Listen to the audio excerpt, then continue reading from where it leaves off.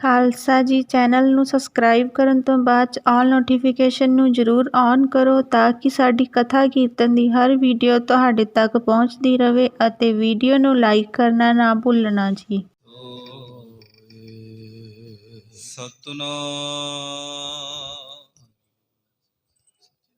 ਸ੍ਰੀ ਵਾਹਿਗੁਰੂ ਸਾਹਿਬ ਜੀ। ਦੋਹਰਾ ਨਬੀ ਬਖਸ਼ ਲਸ ਕਰ ਮਹਾ ਲੇਕਰ ਆਇਓ ਸੰਗ ਤੋਮਰ ਤਰਵਾਰਨ ਤਬਰ ਗਹੇ ਤੁਫੰਗ ਖਤੰਗ। ਵਾਹਿਗੁਰੂ ਜੀ ਕਾ ਖਾਲਸਾ ਵਾਹਿਗੁਰੂ ਜੀ ਕੀ ਫਤਿਹ। ਪਰਮ ਸਨਮਾਨਯੋਗ ਗੁਰੂ ਪਰਮ ਸਨਮਾਨਯੋਗ ਗੁਰੂ ਰੂਪ ਗੁਰੂ ਖਾਲਸਾ ਸਾਧ ਸੰਗਤ ਜੀਓ, ਆਪ ਸਭ ਵਡਭਾਗੇ ਹੋ ਜਿੱਥੇ ਅਕਾਲ ਪੁਰਖ ਅੰਤਰਜਾਮੀ ਵਾਹਿਗੁਰੂ ਜੀ ਕੇ ਸਰਗੁਣ ਸਵਰੂਪ ਦਸਵੇਂ ਗੁਰੂ ਨਾਨਕ ਸਾਹਿਬ ਸਤਿਗੁਰੂ ਸ੍ਰੀ ਗੁਰੂ ਗੋਬਿੰਦ ਸਿੰਘ ਸਾਹਿਬ ਜੀ ਮਹਾਰਾਜ ਜੀ ਨੇ ਧਰਮ ਚਲਾਵਨ ਸੰਤ ਉਬਾਰਨ ਦੁਸ਼ਟ ਸਭਨ ਕੋ ਮੂਲ ਉਪਾਰਨ ਦੇ ਵਾਸਤੇ ਅਵਤਾਰ ਧਾਰਿਆ। ਉਸ ਮਹਾਨ ਪਵਿੱਤਰ ਅਸਥਾਨ ਤਖਤ ਸ੍ਰੀ ਹਰਿਮੰਦਰ ਜੀ ਪਟਨਾ ਸਾਹਿਬ ਜੀ ਦੇ ਸੱਚਖੰਡ ਦਰਬਾਰ ਦੀਆਂ ਆਪ ਹਾਜ਼ਰੀਆਂ ਭਰ ਰਹੇ ਹੋ। ਕਲਗੀਧਰ ਮਹਾਰਾਜ ਜੀ ਦੀਆਂ ਖੁਸ਼ੀਆਂ ਪ੍ਰਾਪਤ ਕਰ ਰਹੇ ਹੋ। ਤਖਤ ਸਾਹਿਬ ਜੀ ਦੇ ਉੱਪਰ ਲੜੀਵਾਰ ਗੁਰ ਇਤਿਹਾਸ ਦੀ ਵਿਚਾਰ ਕਥਾ ਚੱਲ ਰਹੀ ਹੈ। ਪਿਛਲੇ ਦੀਵਾਨਾਂ ਵਿੱਚ ਆਪ ਜੀ ਨੇ ਸਰਵਣ ਕੀਤਾ ਸਤਿਗੁਰੂ ਜੀ ਮਹਾਰਾਜ ਹਰਗੋਬਿੰਦਪੁਰੇ ਦੇ ਪਵਿੱਤਰ ਅਸਥਾਨ ਸਥਲ ਉੱਪਰ ਬਿਰਾਜਮਾਨ ਹਨ। ਅਬਦੁੱਲ ਖਾਨ ਵੱਡੀ ਗਿਣਤੀ ਵਿੱਚ ਫੌਜ ਲੈ ਕੇ ਆਇਆ। ਕੱਲ੍ਹ ਦੀ ਕਥਾ ਵਿੱਚ ਆਪ ਜੀ ਨੇ ਸੁਣਿਆ ਕਿ ਕਰਮ ਚੰਦ ਇਹਦਾ ਚੰਦੂ ਲਾਲ ਦਾ ਪਾਪੀ ਦਾ ਲੜਕਾ ਮੈਦਾਨੇ ਜੰਗ ਵਿੱਚ ਆਪ ਆਇਆ। ਰਤਨ ਚੰਦ ਹੋਰ ਪਾਪੀਆਂ ਨੂੰ ਲੈ ਕੇ ਬਹਾਦਰ ਬਾਬਾ ਬਿਧੀ ਚੰਦ ਜੀ ਸਾਹਿਬ ਜੀ ਨੇ ਦੇਖਿਆ, ਮਾਰ ਕੇ ਤੀਰ ਉਹਦਾ ਘੋੜਾ ਫੜਕਾ ਕੇ ਸੁੱਟਿਆ ਧਰਤੀ 'ਤੇ। ਇਹਦੀ ਲੱਤ ਘੋੜੇ ਦੇ ਥੱਲੇ ਆ ਗਈ। ਬਾਬਾ ਬਿਧੀ ਚੰਦ ਜੀ ਸਾਹਿਬ ਜੀ ਨੇ ਇਹਨੂੰ ਖਿੱਚ ਕੇ ਕੱਢਿਆ, ਜਾਨ ਬਚਾਈ ਅਤੇ ਮਾਰਿਆ ਨਾ ਇਹਨੂੰ, ਤਲਵਾਰ ਮਿਆਨ 'ਚ ਪਾ ਦਿੱਤੀ ਅਤੇ ਖਿੱਚ ਕੇ ਗੁਰੂ ਹਰਗੋਬਿੰਦ ਸਾਹਿਬ ਸੱਚੇ ਪਾਤਸ਼ਾਹ ਮਹਾਰਾਜ ਦੇ ਚਰਨੀ ਜਾ ਕੇ ਢਹਿ ਪਾਇਆ। ਅਤੇ ਉਸ ਵੇਲੇ ਮਹਾਰਾਜ ਨੂੰ ਕਿਹਾ, ਮਹਾਰਾਜ ਇਹ ਆਪਣੇ ਪਿਓ ਦਾ ਬਦਲਾ ਲੈਣ ਆਇਆ ਸੀ ਅਤੇ ਮੈਨੂੰ ਫਿਕਰ ਇਸ ਗੱਲ ਦੀ ਹੈ ਵੀ ਇਹਦਾ ਬਦਲਾ ਕੌਣ ਲਵੇਗਾ ਹੁਣ, ਇਹਦਾ ਅੱਗੇ ਕੋਈ ਖਾਨਦਾਨ ਵੀ ਨਹੀਂ ਬਚਿਆ। ਸਤਿਗੁਰੂ ਜੀ ਮਹਾਰਾਜ ਮੁਸਕਰਾਏ। ਉਸ ਵੇਲੇ ਮਾਨ ਨੇ ਕਿਹਾ ਵੀ ਇਹਨੂੰ ਕੀ ਕਹਿਣਾ, ਇਹ ਤਾਂ ਤਰਸ ਦਾ ਪਾਤਰ ਆ, ਇਹਨੂੰ ਛੱਡ ਦਿਓ। ਹਾਂ ਉੱਦਾਂ ਇਹਦੇ ਛਿੱਤਰ ਛੁੱਤਰ ਮਾਰਨੇ ਤੇ ਮਾਰ ਦਿਓ, ਇਹੋ ਹੀ ਬਚਨ ਆਇਆ। ਗੁਰਸਿੱਖਾਂ ਨੇ ਭਾਈ ਬਿਧੀ ਚੰਦ ਜੀ ਸਾਹਿਬ ਜੀ ਨੇ ਲਾਹ ਕੇ ਜੋੜਾ ਧੌੜੀ ਦਾ ਚਮੜੇ ਦਾ ਖੁੱਲ੍ਹਾ ਡੁੱਲਾ, ਪੁਰਾਣੇ ਲੋਕਾਂ ਦੇ ਲੋਕਾਂ ਦੇ ਤੱਕੜ ਹੀ ਪੈਰ ਹੁੰਦੇ ਸੀ ਅਤੇ ਜੋੜਾ ਵੀ ਚਰਨ ਦਾਸਾ ਵੀ ਫਿਰ ਖੁੱਲ੍ਹਾ ਡੁੱਲਾ ਹੀ ਹੋਵੇਗਾ ਨਾ। 2.5 ਕਿਲੋ ਛੋਲੇ ਪੈਂਦੇ ਹੋਣਗੇ ਉਹਦੇ ਵਿੱਚ। ਮਾਰ ਮਾਰ ਕੇ ਇਹਦਾ ਸਿਰ ਪੋਲਾ ਕੀਤਾ। ਇਹਦੇ ਸਿਰ ਦੇ ਕੱਪੜੇ ਨਾਲ, ਜਿਹਨੂੰ ਪੱਗ ਜਾਂ ਦਸਤਾਰ ਨਹੀਂ ਕਿਹਾ ਜਾ ਸਕਦਾ, ਸਿਰ ਦੇ ਕੱਪੜੇ ਦੇ ਨਾਲ ਇਹਦੀਆਂ ਮੁਸ਼ਕਾਂ ਬੰਨ੍ਹੀਆਂ ਅਤੇ ਫਿਰ ਇਹਨੂੰ ਤੋਰ ਦਿੱਤਾ। ਇਹ ਬੇਇੱਜ਼ਤ ਹੋਇਆ, ਜਲੀਲ ਹੋਇਆ ਜਾ ਕੇ ਫਿਰ ਅਬਦੁੱਲ ਖਾਨ ਨੂੰ ਕਹਿੰਦਾ ਵੀ ਮੈਂ ਮਹਾਰਾਜ ਦੇ ਕੋਲ ਗਿਆ ਸੀ, ਮੈਨੂੰ ਫੜ ਲਿਆ ਸੀ ਅਤੇ ਮੈਂ ਆਪਣੀ ਚਲਾਕੀ ਚਤਰਾਈ ਨਾਲ ਬਹਾਦਰੀ ਨਾਲ ਉੱਥੋਂ ਛੱਡ ਕੇ ਆਇਆ ਅਤੇ ਖਬਰਸਾਰ ਲੈ ਕੇ ਆਇਆ। ਮਹਾਰਾਜ ਦੇ ਕੋਲ ਕੋਈ ਸੈਨਾਪਤ ਨਹੀਂ, ਕੋਈ ਸੈਨਾ ਨਹੀਂ, ਕੋਈ ਹਥਿਆਰ ਨਹੀਂ, ਕੋਈ ਸ਼ਸਤਰ ਨਹੀਂ, ਸਾਡੀ ਜਿੱਤ ਬਿਲਕੁਲ ਨੇੜੇ ਹੈ, ਤੁਸੀਂ ਆਪ ਚੜ੍ਹ ਕੇ ਜਾਓ ਅਤੇ ਆਪਣੇ ਬੱਚਿਆਂ ਨੂੰ ਭੇਜੋ। ਉਹਨੇ ਫਿਰ ਅਬਦੁੱਲ ਖਾਨ ਨੇ ਆਪਣੇ ਪੁੱਤਰ ਨਬੀ ਬਖਸ਼ ਅਤੇ ਕਰੀਮ ਬਖਸ਼ ਨੂੰ, ਇਹਦੇ ਆਪਣੇ ਸਕੇ ਪੁੱਤ ਸਨ। ਅਬਦੁੱਲ ਖਾਨ ਪੰਜਾਬ ਦਾ ਹਾਕਮ ਸੀ ਔਰ ਉਹਨਾਂ ਜ਼ਮਾਨਿਆਂ ਵਿੱਚ ਜਲੰਧਰ ਇੱਕ ਸੈਂਟਰ ਸੀਗਾ ਜਿੱਥੋਂ ਦਿੱਲੀ ਅਤੇ ਲਾਹੌਰ ਦਾ ਅੱਧ ਵਿਚਾਲੇ ਦਾ ਫਾਸਲਾ ਹੈ ਕਰੀਬਨ, ਅਤੇ ਇੱਥੇ ਸਾਰੀ ਫੌਜ, ਸਾਰੇ ਹਥਿਆਰ, ਤੋਪਾਂ, ਜੋ ਕੁਝ ਵੀ ਸ਼ਾਹੀ ਸਾਜ਼-ਬਾਜ਼ ਹੁੰਦਾ ਸੀ ਇੱਥੇ ਟਿਕਦਾ ਸੀ ਅਤੇ ਇੱਥੋਂ ਦਾ ਇਹ ਹਾਕਮ ਸੀ। ਇਹ ਆਪਣੇ 2 ਮੁੰਡਿਆਂ ਨੂੰ ਭੇਜਦਾ ਹੈ, ਇਹਦੇ ਆਪਣੇ ਪੁੱਤ ਹਨ, ਮਰਦ ਜਵਾਨ ਨੇ, ਜੁਝਾਰੂ ਨੇ ਔਰ ਬੜੇ ਸਿੱਖੇ ਸਿਖਾਏ ਹੋਏ ਨੇ। ਹੋਰ ਕੁਛ ਇਹਦੇ ਕੋਲ ਬਚਿਆ ਵੀ ਨਹੀਂ ਹੈ। ਹੁਣ ਗਰੀਬ ਨਿਵਾਜ ਮਹਾਰਾਜ ਜੀ ਦੇ ਮਰਜੀ ਬੜੇ ਗੁਰਸਿੱਖਾਂ ਦੇ ਨਾਲ ਜਿਵੇਂ ਇਹਨਾਂ ਦੀ ਜੰਗ ਯੁੱਧ ਮਚ ਰਹੀ ਹੈ, ਉਹ ਅਗਲੀ ਕਥਾ ਆਓ ਜਿਤਨੇ ਵੀ ਮਾਈ ਭਾਈ ਬਿਰਧ ਬਾਲ। ਗਰੀਬ ਨਿਵਾਜ ਮਹਾਰਾਜ ਜੀ ਕੀ ਪਵਿੱਤਰ ਗੋਦ ਨੂੰ ਸੁਭਾਈਮਾਨ ਹੋकर ਔਰ ਘਰਾਂ ਦੇ ਵਿੱਚ ਮਨ ਕਰਕੇ ਮਹਾਰਾਜ ਜੀ ਦੇ ਚਰਨਾਂ ਵਿੱਚ ਹਾਜ਼ਰੀਆਂ ਲਵਾ ਕੇ ਦੇਵਤਿਆਂ ਵਾਂਗੂ ਸਮਾਧੀਆਂ ਲਗਾ ਕੇ ਬੈਠੇ ਸਤਿਕਾਰਯੋਗ ਗੁਰਸਿੱਖੋ, ਗਰੀਬ ਨਿਵਾਜ ਮਹਾਰਾਜ ਜੀ ਦੇ ਚਰਨਾਂ ਦਾ ਧਿਆਨ ਕਰਦੇ ਹੋਏ ਮਹਾਰਾਜ ਜੀ ਦੀ ਪਵਿੱਤਰ ਪਾਵਨ ਕਥਾ ਦੇ ਨਾਲ ਜੁੜੋ, ਇਕਾਗਰਤਾ ਬਣਾਓ। ਸ੍ਰੀ ਗੁਰੂ ਕਲਗੀਧਰ ਪਾਤਸ਼ਾਹ ਮਹਾਰਾਜ ਜੀ ਦੇ ਚਰਨਾਂ ਦਾ ਧਿਆਨ ਧਰਦੇ ਹੋਏ ਰਸਨਾ ਪਵਿੱਤਰ ਕਰੋ। ਪਿਆਰ ਦੇ ਨਾਲ ਗੱਜ ਕੇ ਆਖੋ ਜੀ ਸਤਨਾਮ ਸ੍ਰੀ ਵਾਹਿਗੁਰੂ ਜੀ। ਪਿਆਰ ਨਾਲ ਫੇਰ ਆਖੋ ਜੀ ਸਤਨਾਮ ਸ੍ਰੀ ਵਾਹਿਗੁਰੂ ਜੀ। ਦੋਹਰਾ ਨਬੀ ਬਖਸ਼ ਲਸਕਰ ਮਹਾ ਲੇਕਰ ਆਇ ਤੁਰੰਗ। ਉਸ ਵੇਲੇ ਆਪਣੇ ਪਿਤਾ ਦੀ ਆਗਿਆ ਪਾ ਕੇ ਨਬੀ ਬਖਸ਼, ਜੋ ਅਬਦੁੱਲ ਖਾਨ ਦਾ ਵੱਡਾ ਬੇਟਾ ਹੈ, ਵੱਡੀ ਗਿਣਤੀ ਵਿੱਚ ਲਸ਼ਕਰ ਲੈ ਕੇ ਗੁਰੂ ਹਰਗੋਬਿੰਦ ਸਾਹਿਬ ਜੀ ਮਹਾਰਾਜ ਉੱਪਰ ਚੜ੍ਹਾਈ ਕਰਕੇ ਆਇਆ।